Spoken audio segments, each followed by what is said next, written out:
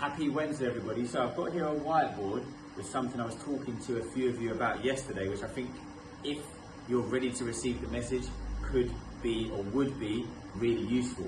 So we've got goals, why, and then we'll call this identity. So let's start here, top left, goals. So what are your goals at the minute? So obviously you've all hopefully got on your tracker sheet, maybe you've got a weight target, body fat target, visceral fat target.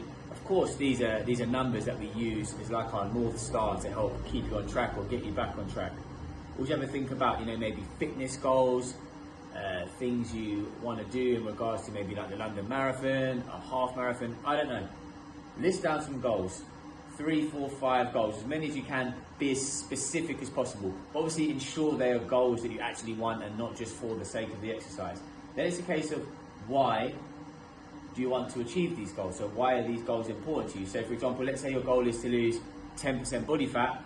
Why is it important for you to lose 10% body fat? And again, be as specific and as meaningful as possible. Don't be vague, because vague produces vague results. So let's say the doctors told you you need to lose X, Y, Z, or this will happen. That's probably a big driver, because we all want to be as fit, as healthy as we can be for as long as we possibly can. So it's not so much about the depth thinking about it, it's more about that it's just important to you, and there's clarity, there's alignment, you are aligned with the goal. That's pretty much the key, that is the actual reason. And again, you don't have to be poetic about it or be deep, really deep and meaningful and purposeful. There needs to be an alignment between your reasons and the goal.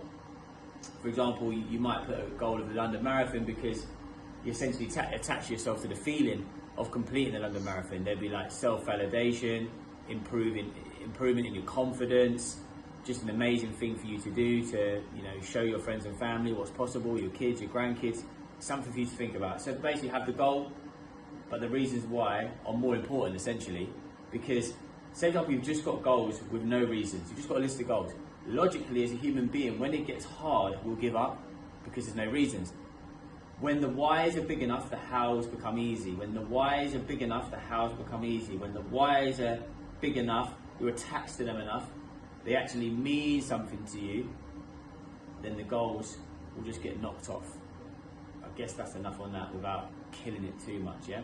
Okay, cool, so you've got your goals and your reasons why, but what's underpinning, what's the foundation of that? So essentially now, it's a case of how we perform each day in relation to the goals and the reasons. Because they're one thing, it's okay, cool, there's things we need to do, people we need to become to achieve those goals. And there's going to be levels to those goals. Some will be short term, medium, some will be long term.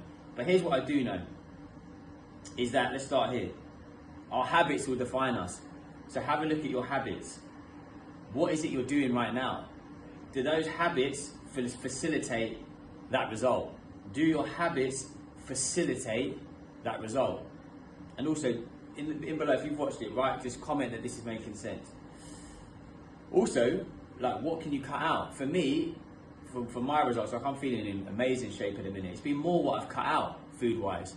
Bad habits I've cut out. You don't have to cut out everything. There might be some things. For example, I love a coffee. I used to drink 6, 7 coffees a day 13 years ago. Now I'm 4 or 5 a week.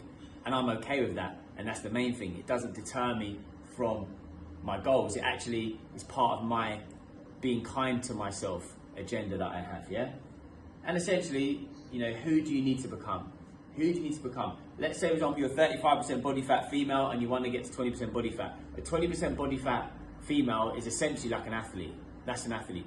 And don't think athlete means you have to get paid for it or you have to be on TV or famous. It's just you have the habits. You conduct yourself like an athlete would. So you'd have maybe your aloe tea shake in the morning, 5,000 steps by lunch, afternoon workout, afternoon snack, your dinner. Everything you're doing is just essentially in alignment with that. It makes sense that would get you to that. That's all that means. For example, you say your goal is to become an athlete, 20% body fat, and you're a bit inconsistent with your breakfast. You're not really getting your steps in. A couple of Uber Eats a week. It's just not in alignment. And that's because, and the reason why those habits are leading to those results is because there's not a congruency between the why and the goal, essentially. So then it's going back to the goals and the reasons why, which will then help this. You get aligned first. You get aligned first with goals you actually want that hopefully stretch you a bit, and then you construct. You get aligned and then you construct.